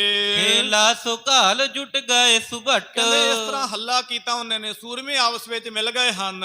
ਤਨ ਕਾਟ ਕਾਟ ਕੇ ਤੱਕ ਦਬਟ। ਕਹਿੰਦੇ ਇਸ ਪ੍ਰਕਾਰ ਬਹੁਤ ਸਾਰੇ ਸੂਰਮੇ ਮੈਦਾਨੇ ਜੰਗ ਵਿੱਚ ਕੱਟ ਕੇ ਸ਼ਹੀਦ ਹੋਏ ਹਨ। ਤਬ ਪਰਿਓ ਜੋਰ ਰਣ ਕੋ ਮਹਾਨ। ਕਹਿੰਦੇ ਇਸ ਤਰ੍ਹਾਂ ਮੈਦਾਨੇ ਜੰਗ ਦਾ ਬਹੁਤ ਵੱਡਾ ਭਾਰੀ ਜ਼ੋਰ ਹੋਇਆ ਹੈ। ਨਹਿ ਤੋ ਸਿੱਖ ਤਾਜ ਦੀਨ ਥਾਨ। ਕਹਿੰਦੇ ਇਸ ਪ੍ਰਕਾਰ ਸਿੱਖ ਜਿਹੜੇ ਨੇ ਫਿਰ ਵੀ ਆਪਣਾ ਥਾਂ ਨਹੀਂ ਛੱਡਦੇ ਹਨ। ਉਹ ਪੁਰਜਾ ਕੱਟ ਕੇ ਮਰਦੇ ਨੇ, ਮੈਦਾਨੇ ਜੰਗ ਨੂੰ ਕਦੇ ਛੱਡਦੇ ਨਹੀਂ। ਪੁਰਜਾ ਕੱਟ ਮਰੈ ਕਬਹੁ ਨਾ ਛੱਡੈ ਖੇਤ।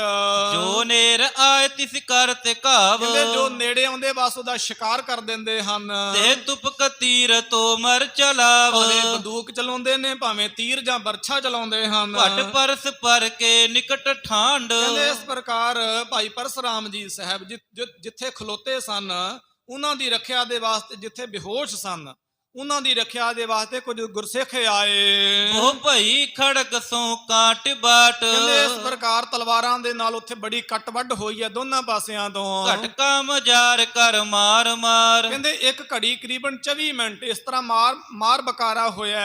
ਗਿਰ ਪਰੇ ਸੂਰ ਸੈਂਕਰ ਹਜ਼ਾਰ। ਕਹਿੰਦੇ ਸੈਂਕੜੇ ਹਜ਼ਾਰਾਂ ਸੂਰਮੇ ਦੇਖਦਿਆਂ ਧਰਤੀ ਤੇ ਡਿੱਗ ਗਏ, ਭਾਵ ਸ਼ਹੀਦ ਹੋ ਗਏ। ਗਣ ਤੁਰਕ ਓਰੜੇ ਨੇਰ ਪਾਏ। ਕਹਿੰਦੇ ਇਸ ਤਰ੍ਹਾਂ ਅਖੀਰ ਨੂੰ ਤੁਰਕ ਜਿਹੜੇ ਨੇ ਬਹੁਤਾ ਜ਼ਿਆਦਾ ਨੇੜੇ ਆ ਗਏ। ਕਰ ਸੋਰ ਕੋਰ ਚਾਹਿਸ ਭਜਾਏ। ਕਹਿੰਦੇ ਇਸ ਪ੍ਰਕਾਰ ਸ਼ੋਰ ਸ਼ਰਾਬਾ ਕਰਦੇ ਨੇ ਤੇ ਚਾਹੁੰਦੇ ਨੇ ਵੀ ਸਿੱਖਾਂ ਨੂੰ ਭਜਾ ਦਈਏ। ਤਬ ਖੜਗ ਹੱਥ ਹੈ ਸਕਤੂ ਕਰਾ। ਪਰ ਭਾਈ ਸ਼ਕਤੂ ਜੀ ਸਾਹਿਬ ਵਰਗੇ ਮਰਦ ਸੂਰਮੇ ਕਿੱਥੋਂ ਟਲਦੇ ਨੇ ਭਾਈ, ਉਹ ਤਾਂ ਤਿੱਖੀਆਂ ਤਲਵਾਰਾਂ ਦੇ ਨਾਲ ਜਿਉਂ ਆਇਆ ਕਹਿੰਦੇ ਹਨ। ਰਿਪ ਕੋ ਪ੍ਰਹਾਰ ਕਰ ਓਟ ਢਾਲ। ਕਹਿੰਦੇ ਇਸ ਪ੍ਰਕਾਰ ਬੜੇ ਜੋਸ਼ ਅਤੇ ਹੋਸ਼ ਦੇ ਨਾਲ ਢਾਲਾਂ ਤੇ ਤਲਵਾਰਾਂ ਦੇ ਨਾਲ ਇਹਨਾਂ ਨੂੰ ਨਿਹਾਲ ਕਰਦੇ ਹਨ। ਰਣ ਥੰਬ ਮਨ ਹੋ ਗਾਡੇ ਖਰੋਏ। ਕਹਿੰਦੇ ਨੇ ਭਾਈ ਸ਼ਕਤੂ ਜੀ ਸਾਹਿਬ ਜੋ ਗੁਰੂ ਕੇ ਜਥੇ ਦੇ ਜਥੇਦਾਰ ਨੇ, ਸਮਝ ਲਓ ਮੈਦਾਨੇ ਜੰਗ ਵਿੱਚ ਥੰਮ ਬਣ ਕੇ ਖਲੋਤੇ ਹਨ। ਬਹੁਤ ਸਿੱਖ ਸਹਾਇਕ ਸੰਗ ਜੋਏ। ਬਹੁਤ ਸਾਰੇ ਸਿੱਖ ਜਿਹੜੇ ਨੇ ਨਾਲ ਇਹਨਾਂ ਦੇ ਮੋਢੇ ਨਾਲ ਮੋਢਾ ਜੋੜ ਕੇ ਖਲੋਤੇ। ਗਣ ਤੁਰਕ ਮਾਰ ਅੰਬਾਰ ਲਾਏ। ਕਹਿੰਦੇ ਬਹੁਤ ਸਾਰੇ ਤੁਰਕੜੇ ਮਾਰ ਕੇ ਤੇ ਢੇਰ ਲਾ ਕੇ ਰੱਖ ਦਿੱਤਾ। ਜਿਮ ਦੀਪ ਪਤੰਗਨ ਪਰਤ ਆਏ। ਜਿਵੇਂ ਦੀਵੇ ਦੇ ਉੱਪਰ ਪਤੰਗੇ, ਤੇ ਤਖਤ ਸਾਹਿਬ ਤੇ ਵੀ ਅੱਜ ਕੱਲ ਦਾ ਮੌਸਮ ਹੈ, ਰਾਤ ਨੂੰ ਲਾਈਟਾਂ ਜਗਦੀਆਂ ਨੇ ਤੇ ਸਵੇਰ ਵੇਲੇ ਵੇਖੀਦਾ ਜਦੋਂ ਗੁਰਸਿੱਖ ਸਫਾਈ ਕਰਦੇ, ਝਾੜੂ ਮਾਰਦੇ, ਵਾਈਪਰਾਂ ਦੇ ਨਾਲ ਗੁਰੂ ਕੇ ਚਰਨਾਂ ਨੂੰ ਸਾਫ਼ ਕਰਦੇ ਨੇ। ਤੇ ਇਸ ਤਰ੍ਹਾਂ ਅੱਜ ਕੱਲ੍ਹ ਇਹ ਵੇਖਿਆ ਜਾਂਦਾ ਹੈ ਸਾਰਾ ਕੁਝ। ਹੋਰ ਵੀ ਥਾਵਾਂ ਤੇ ਤੁਸੀਂ ਦੇਖਦੇ ਹੋਵੋਗੇ। ਕਵੀ ਜੀ ਕਹਿੰਦੇ ਨੇ ਜਿਵੇਂ ਦੀਵੇ ਦੇ ਉੱਪਰ ਪਤੰਗੇ ਆਣ ਕੇ ਢੇਰ ਲੱਗ ਜਾਂਦਾ ਨਾ, ਤੇ ਦੀਵੇ ਨੂੰ ਕੀ ਨੁਕਸਾਨ ਹੈ, ਖੰਭ ਤੇ ਆਪਣੇ ਸਾੜਦੇ ਨੇ ਨਾ, ਉਹ ਦੀਵੇ ਨੂੰ ਕੋਈ ਨੁਕਸਾਨ ਨਹੀਂ। ਗੁਰੂ ਜੀ ਮਹਾਰਾਜ ਜੀ ਦੇ ਉੱਪਰ ਚੜ ਕੇ ਨਹੀਂ ਆਏ, ਇਹ ਖੁਦ ਮਰਨ ਵਾਸਤੇ ਆਏ ਨੇ ਆਪਣੀ ਮੌਤ। ਤਬ ਪਰਸਰਾਮ ਸੁਧ ਪਾਏ ਅੰਗ।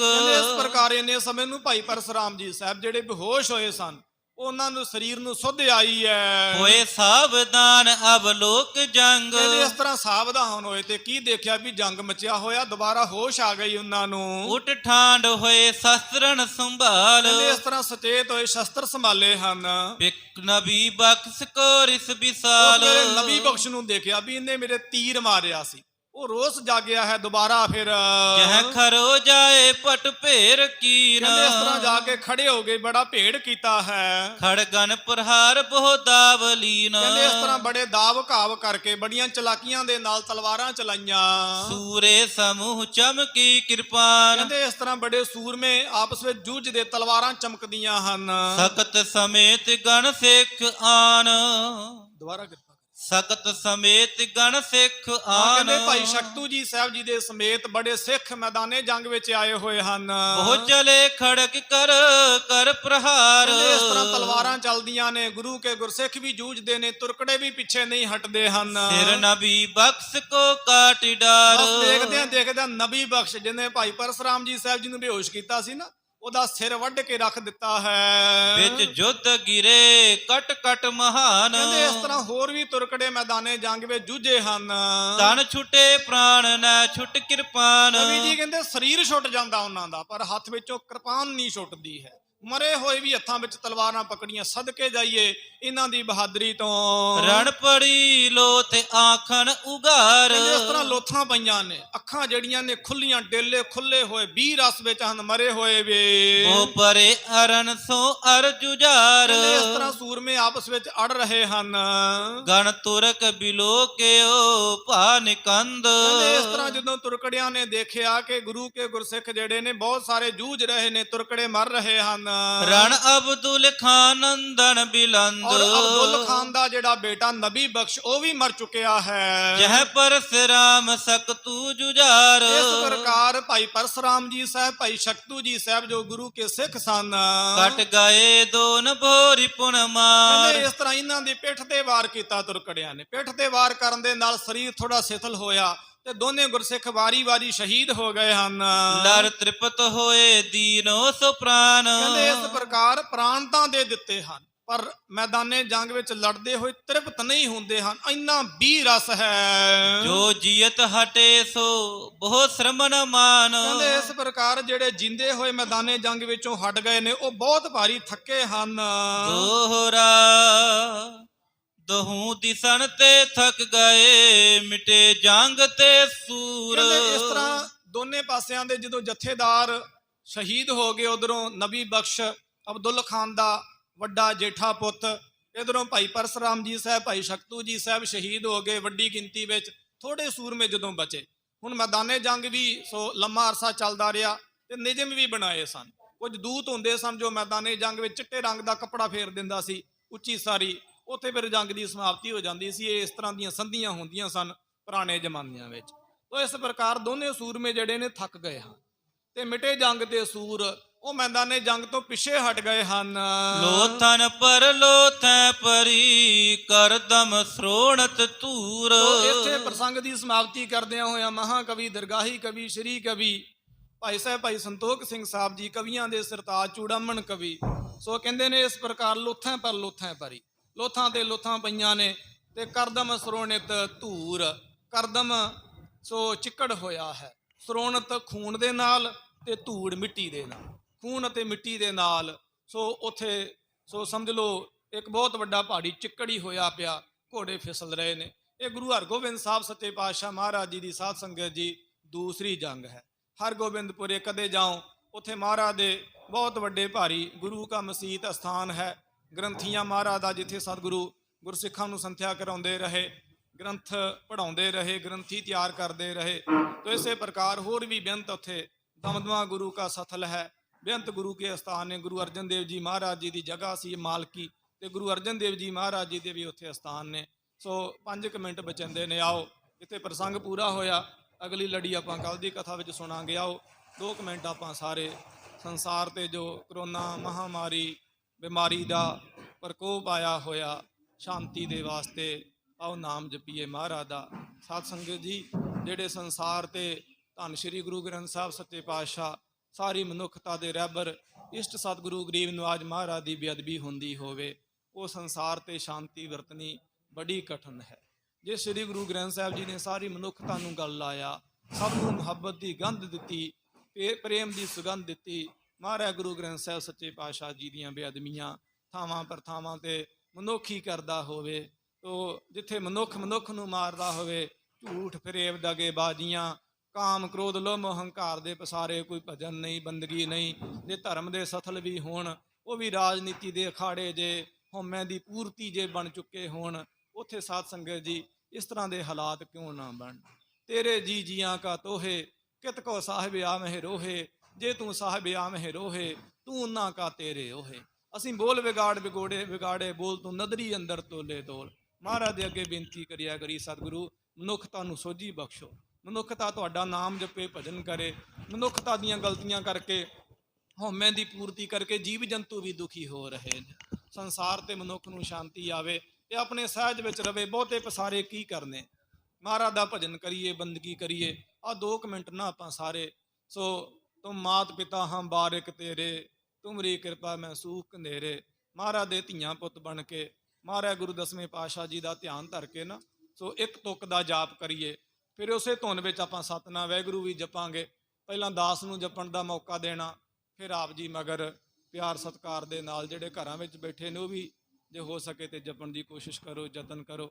ਮਨ ਕਰਕੇ ਮਹਾਰਾਜ ਦੇ ਚਰਨਾਂ 'ਚ ਹਾਜ਼ਰੀਆਂ ਨੇ, ਇੱਥੇ ਤਨ ਦੀਆਂ ਹਾਜ਼ਰੀਆਂ ਨਹੀਂ ਬਹੁਤੀਆਂ, ਮਨ ਕਰਕੇ ਮਹਾਰਾਜ ਦੇ ਚਰਨਾਂ 'ਚ ਹਾਜ਼ਰੀਆਂ ਨੇ, ਇੱਥੇ ਤਨ ਦੀਆਂ ਹਾਜ਼ਰੀਆਂ ਨਹੀਂ ਬਹੁਤੀਆਂ, ਹਾਜ਼ਰੀ ਮਨ ਦੀ।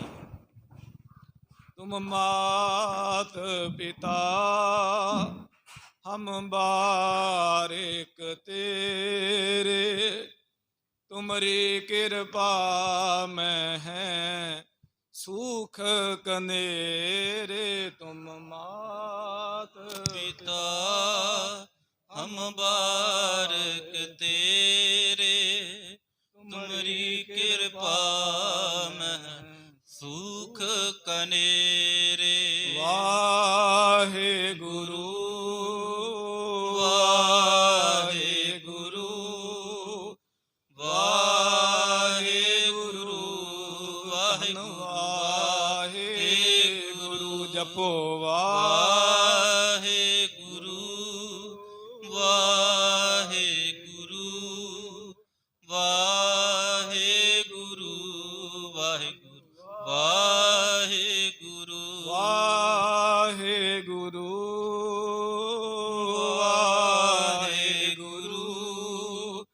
ਵਾਹਿਗੁਰੂ ਵਾਹਿਗੁਰੂ ਵਾਹਿਗੁਰੂ ਜਪੋ ਵਾਹਿਗੁਰੂ ਵਾਹਿਗੁਰੂ ਵਾਹਿਗੁਰੂ ਵਾਹਿਗੁਰੂ ਵਾਹਿਗੁਰੂ। ਤੁਮ ਮਾਤ ਪਿਤਾ ਹਮ ਬਾਰਿਕ ਤੇਰੇ, ਤੁਮਰੀ ਕਿਰਪਾ ਮੈਂ ਹੈ ਸੁਖ ਕਨੇਰੇ। ਤੁਮ ਮਾਤ ਪਿਤਾ ਹਮ ਬਾਰਕ ਤੇਰੇ, ਤੁਮਰੀ ਕਿਰਪਾ ਮਹਿ ਸੁਖ ਕਨੇਰੇ। ਗਰੀਬ ਨਿਵਾਜ ਮਹਾਰਾਜ ਜੀ ਦੇ ਪਵਿੱਤਰ ਪਾਵਨ ਇਤਿਹਾਸ ਦੀ ਲੜੀਵਾਰ ਵਿਚਾਰ ਕਥਾ ਕਰਦਿਆਂ ਕੋਈ ਅਨੇਕ ਪ੍ਰਕਾਰ ਦੀ ਭੁੱਲ ਚੁੱਕ ਦੀ ਮਾਫੀ ਅੱਗੇ ਤੋਂ ਸਮਝ ਦੇਣੀ। ਲੇਖਾ ਗਣਤ ਨਾ ਛੋਟੀ ਹੈ, ਕਾਚੀ ਪੀਤ ਨਾ ਸੁਧ, ਜਿਸੇ ਬੁਝਾਏ ਨਾਨਕਾ ਤੇ ਗੁਰਮੁਖ ਨਿਰਮਲ ਬੁੱਧ। ਖਾਲਸਾ ਜੀ ਚੈਨਲ ਨੂੰ ਸਬਸਕ੍ਰਾਈਬ ਕਰਨ ਤੋਂ ਬਾਅਦ 'ਚ ਆਲ ਨੋਟੀਫਿਕੇਸ਼ਨ ਨੂੰ ਜ਼ਰੂਰ ਔਨ ਕਰੋ ਤਾਂ ਕਿ ਸਾਡੀ ਕਥਾ ਕੀਰਤਨ ਦੀ ਹਰ ਵੀਡੀਓ ਤੁਹਾਡੇ ਤੱਕ ਪਹੁੰਚਦੀ ਰਹੇ ਅਤੇ ਵੀਡੀਓ ਨੂੰ ਲਾਈਕ ਕਰਨਾ ਨਾ ਭੁੱਲਣਾ ਜੀ।